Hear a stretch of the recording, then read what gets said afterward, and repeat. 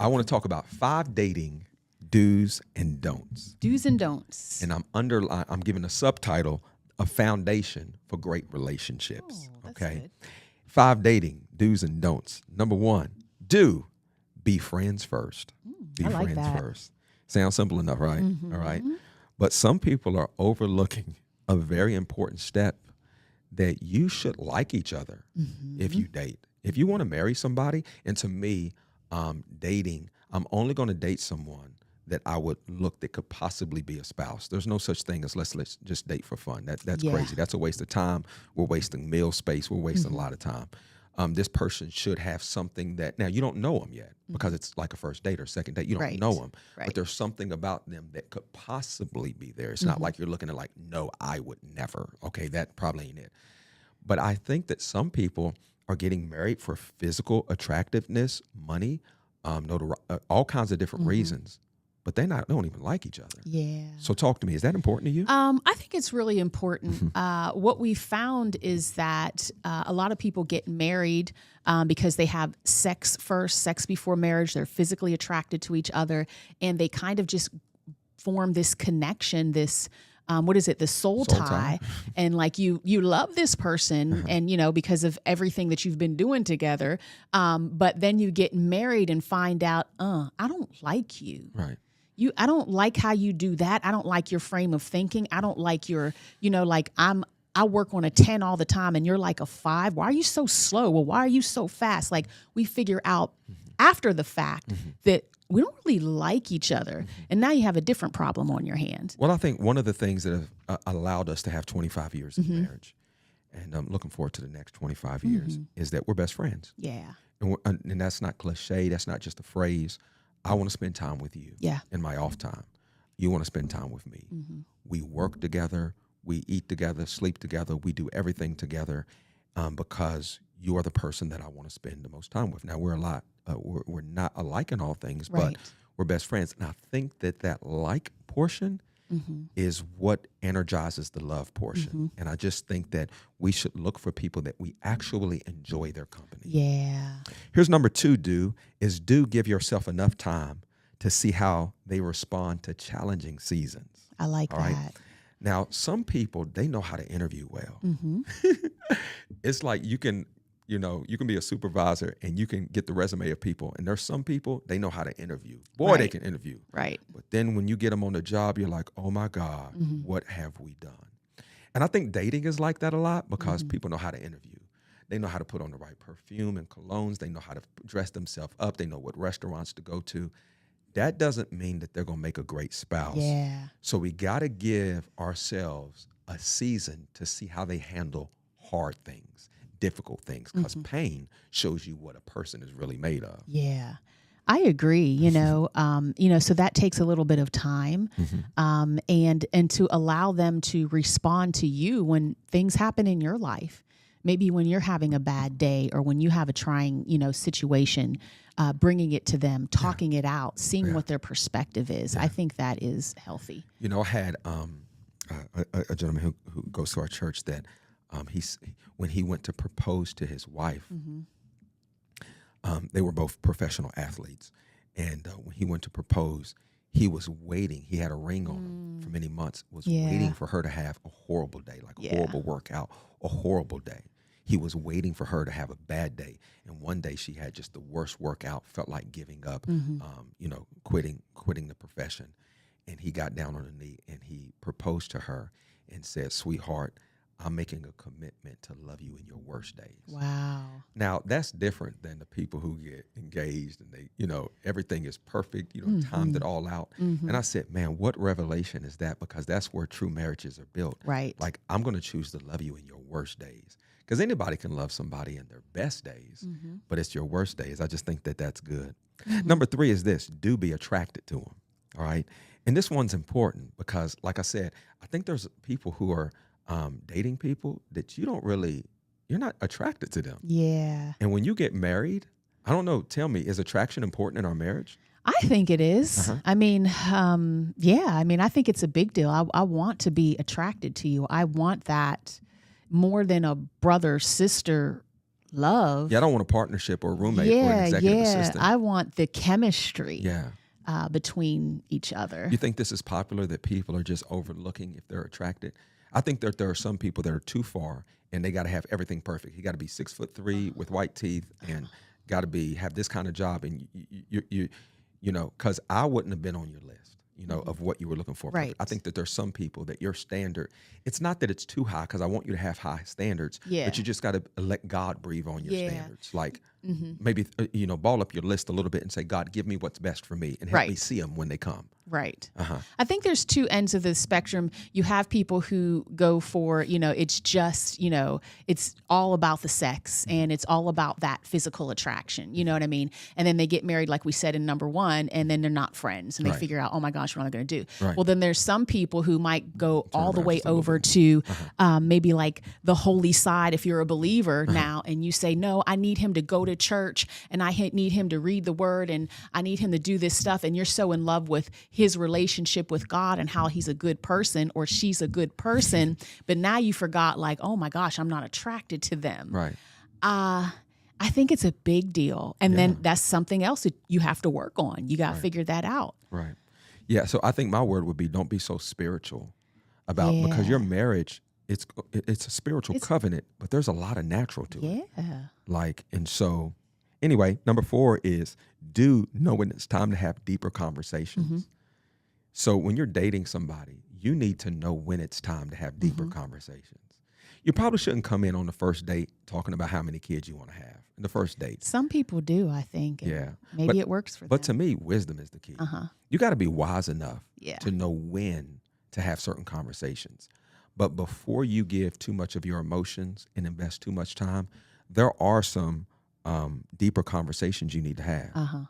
Would you agree? Yeah, like what? How many children do you want to have? What church will we go to if we get married? But just not on the first date, you're what saying. What cities do we want First date, get to just, do I like this person? Are we compatible? Where will we spend Thanksgiving and Christmas if we get married? What does your credit score look like? How much money do you have saved in the bank? Come on now. Like, this is going to be a life partnership. Like, I got questions. How long have you been at your last job? How long have you been a business owner? Yeah. What's your relationship with your parents? Yeah. Do you have kids? That's a great question. Wow. You have other kids somewhere. You know what I'm saying? Do you have any sickness? Any diagnosis?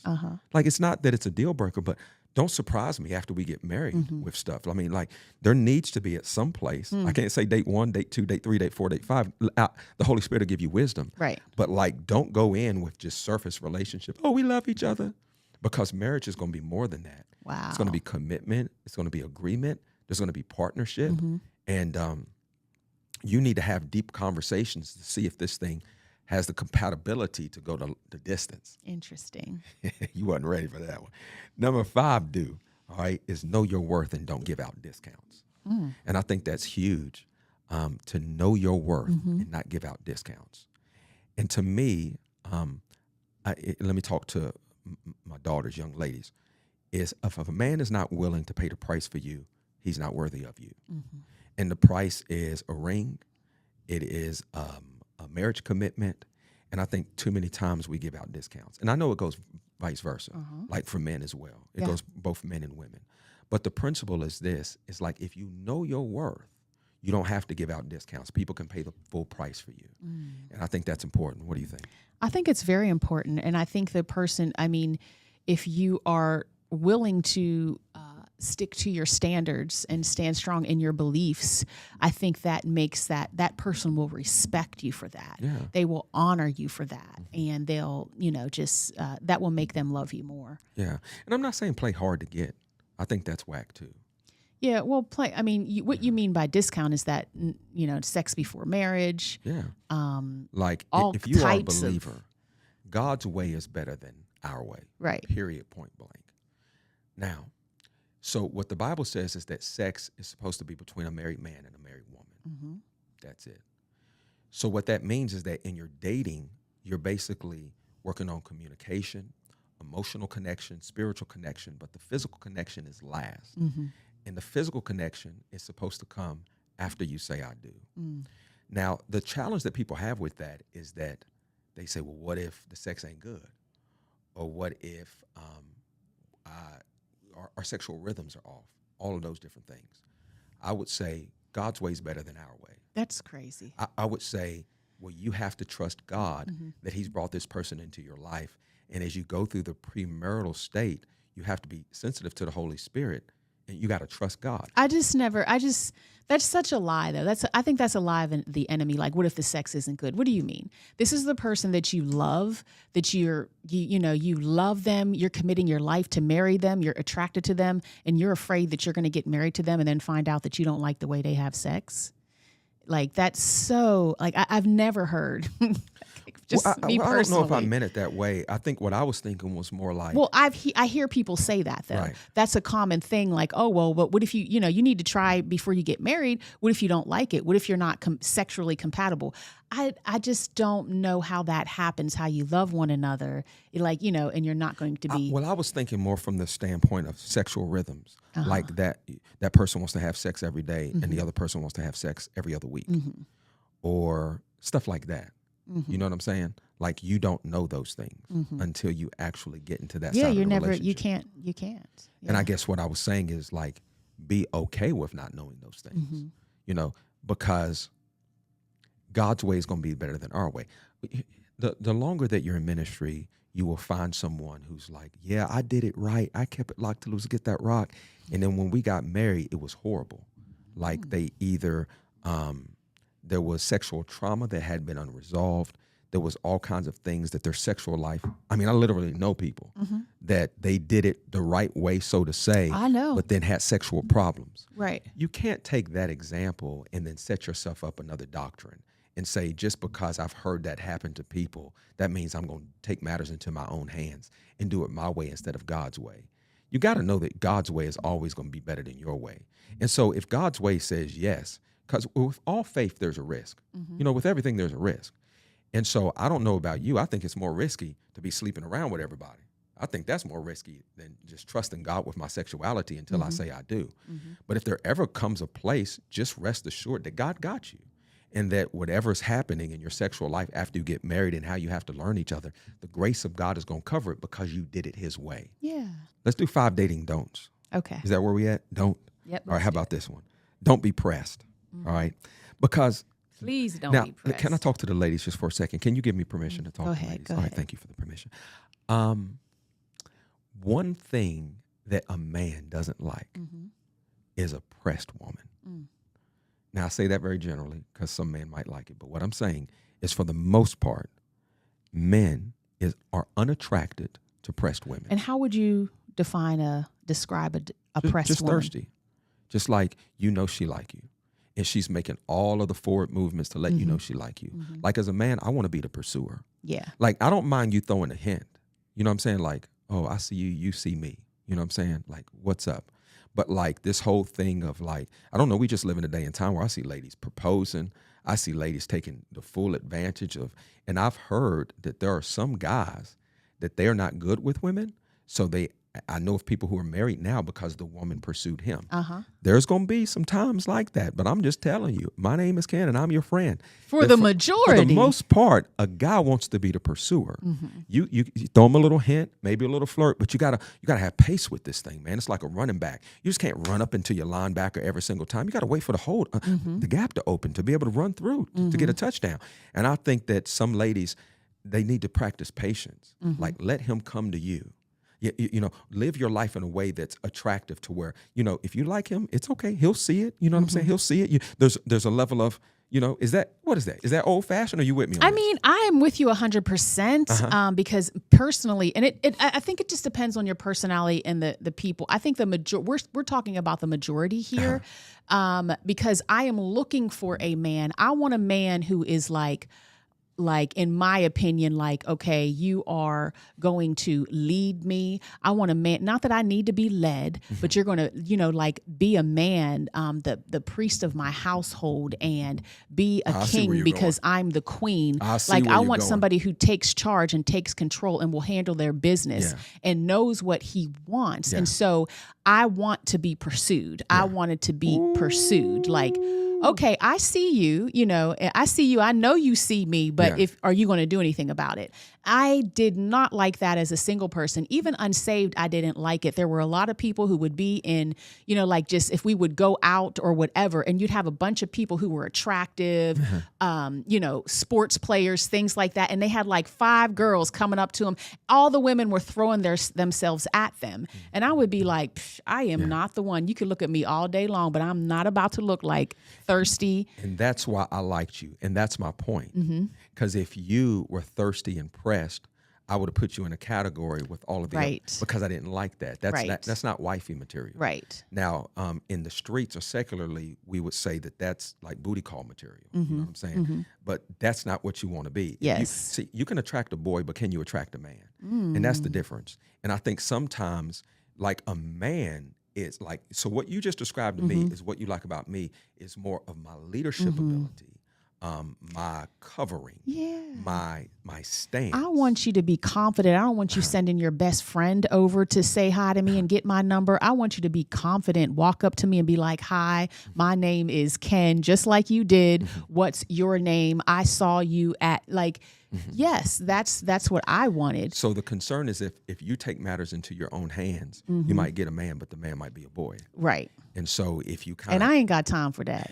I'm just trying to help. We're Ken and Tabatha, we're your friends. Oh, man. Oh, Jesus. Number 2, don't look for somebody to complete you. And I think there are people that are saying, well, I'm looking for my better half. Yeah. If you need a half of somebody, you're not ready to get married or start dating. You want to date 2 hoes. You want to marry 2 hoes. Can you speak to that? Yeah, I think, we all hear that. I think that it's a posture and a position to be like, I am whole. I am enough. Right. I am worthy. Right. And I believe that you attract what you put out. Right. You know what I mean? And so when you attract that, when you put out that confidence that I know who I am, well, then that guy who's looking around, your husband, I'm speaking to the ladies right now, but when you put that out, that's what you attract. Right. So good. So good. Here's the third one. Don't give too much of yourself too fast. And on this one, I'm not thinking just sexually. I'm thinking emotionally, mentally. Don't give yourself out too fast. What I mean is that sometimes people fall head over heels in love with a person. And the person, they like you all right. You know what I'm saying? You're like, oh, my God, this is the 3rd date. You already saying you love me. Yeah. So I'm not saying play hard to get, but I'm just saying play it wise. Like, there's a rhythm with the thing. So for our relationship, we liked each other at equal paces. That's why we worked so well. I've been in relationships before you, and it was like I felt like I was trying to get with her and trying to get with her. And I'm sure you've been in some relationships like that. Those relationships suck. Yeah. It's like you're always trying to win that person's heart, win their affection, trying to buy them some flowers, trying to meet them outside of work, and they just keep You're trying to you. make them like you. Yeah. You don't want somebody. They just don't. They don't like you. Like, you know what I'm saying? I believe that they don't like you like that. Can we just talk about something just real quick?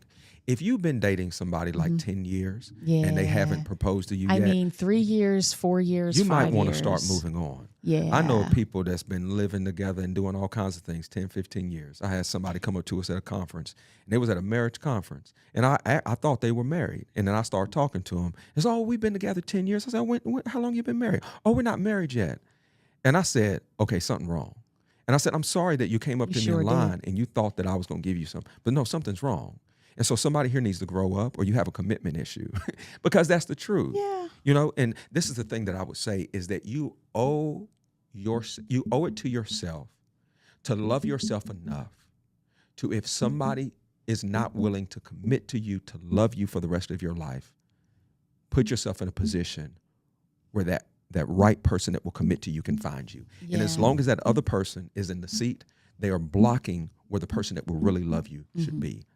God, this was stronger than what I thought it was going to be. You know today. what I see a lot in ministry as well are people who are with someone, especially women with men, and they're just best friends with this guy. Like, oh, we're friends.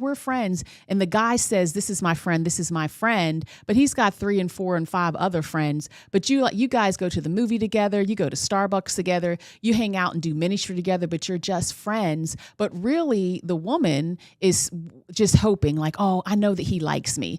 I'm just going to be there for him. I'm going to do all. You're acting like, like a girlfriend. friend, but he doesn't like you like that. Because if he liked you, you would know it. You might want to say that again. If he likes you, you don't have to wonder like, oh, I wonder if he likes me. No, you will know it. He will let you give me some horns on that. know. Give me some horns on that real Okay, quick. so I say that because, and I've said this to several women in ministry. I'm like, how long y'all been friends? And he hasn't asked you out on a date? Okay, he does not like you.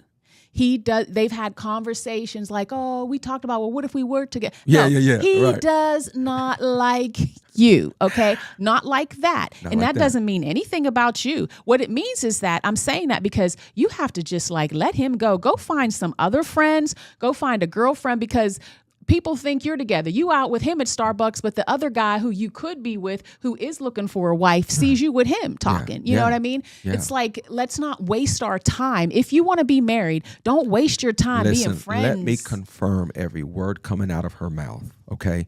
Because as a man, if you want her, you'll go get her. Period. Point blank. If he wants you, he gonna come get you. He's gonna he's gonna shoot his shot. He gonna spit his best lines. He gonna do whatever he gotta do. And if he ain't man enough to do that, he ain't the man that you need, okay? But if he want you, so you don't have to sit around and be like, I wonder if he likes me, while he's leading you on.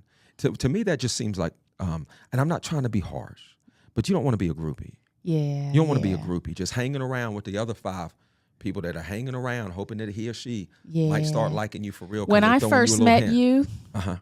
I'm sorry, but you had some groupies. Don't talk about my groupies. You had groupies. Don't talk about now I love them and bless them. It's all good. But I remember coming up to your house and the groupies would be around and they didn't like me because I wasn't one of them. But all you had to do was say the word and they would have been with you like this. They were my friends, baby. Like this, baby. Like this. They were my friends, man. Yeah, and you didn't like them a bit. I ain't like them at all. But I just like being around them. I mean, I want better. Why? Because they were catering to you. They was. They make food for me. I mean, all of that. They would. So we could talk and stuff. You know, it's better to hang out with a bunch of dudes. Hang out with a group of girls. I mean, I don't know. But anyway, long time ago. Just saying. Just saying. You dropping dimes on this podcast. You better share this thing around the world. I'm telling you, single people need this stuff. They need this one, man. Oh, man. And so number 4 is don't play married when you're not. Don't play married when you're not. That's good. And I think that we're in a day and time where people want to try it before they buy it. And they're basically, we call it back in the day, shacking, or they're playing house. And, you know, they even say, well, we're married common law. We ain't talking about the common law here. Do you have a marriage certificate, homie? Have you stood on the altar and said, I do? And if you haven't done that, you're not married. Yeah. You know, I tried the whole thing years ago where I said, well, baby, God understands, you know, we married in our heart. We'll get married one day. All that's bananas. Fell for it. All that's a bunch of bananas, man. And so you don't want to play married, because marriage is such a holy institution that has been given by God, and it should be honored. It should be cherished. It should be revered, and all of that good stuff. Yeah, I heard someone say, talk about dating, and he said, you know, dating, he compared dating to practicing divorce. So when you get to a certain area of dating, like, and now you're like boyfriend, girlfriend, you're living together. Especially if there's been sex involved. Yeah, there's sex involved. Some of you're your bank living accounts together. Might be you're playing house. You're playing house. But then you break up. You know what I mean? And now you're off to the next situation. You break up. And he referred to it as practicing divorce. And I was just like, whoa, that's pretty harsh. But it is really, it feels like, I mean, I've been in a relationship before you, and it felt like it hurt my heart. Like it felt like it was bad. It felt like divorce. But we don't get into those situations, you know, if we really do some of these do's and don'ts. Well, so that means that there are a lot of people out here that are hurting because they've been through many divorces. Yeah. They haven't been through an official divorce because they haven't been officially married. But there's been soul ties that have been broken. People that have left. Yeah, people that have left. And we pray for healing for you. Yes, absolutely. Last but not least, don't put yourself in compromising positions. And so sex is for marriage, and sex is a gift that you should give your spouse on the wedding night. But listen, you're going to have a Britney Spears, oops, I did it again moment if you don't put the right parameters in your life. And so if you put yourself in compromising position, let me be straightforward. Tell us a compromising position. It's 2 a.m. in the morning. You over her house, you over his house, and nobody else is around. Compromising position. It's going, oops, I did it again. My bad. Lord, forgive me. You know what I mean? You got to stop putting yourself in compromising position. You're in the back seat of a car with somebody that you're dating or like, and you are kissing, fondling, touching, rubbing, humping, bumping, grinding, talking about you a virgin, compromising position. And so we have to be willing to protect the anointing on our life, our call to holiness enough to where, listen, set yourself, like, I'm not going to tell you what to do. You're grown, but you got to give yourself a curfew. By 10 p.m., we probably should be done with this date. I'm not coming over your house unless other people are over your house. If I come over your house, we're going to stay in the living room where other people are. We're not going to go into your bedroom.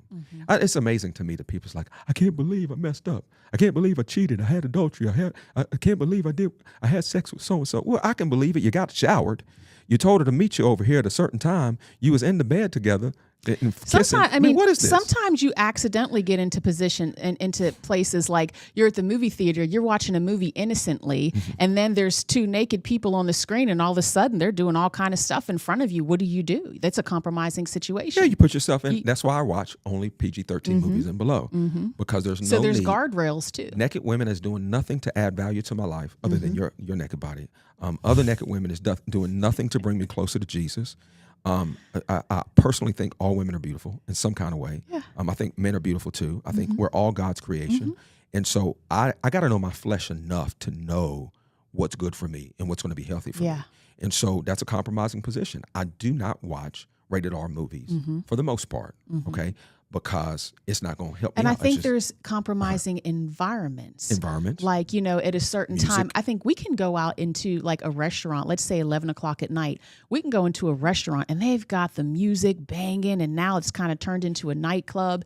And it's like, it could lead you into a situation where it's like, you might have, it's just compromising to me. I just heard the Lord say, don't be unequally yoked together with unbelievers.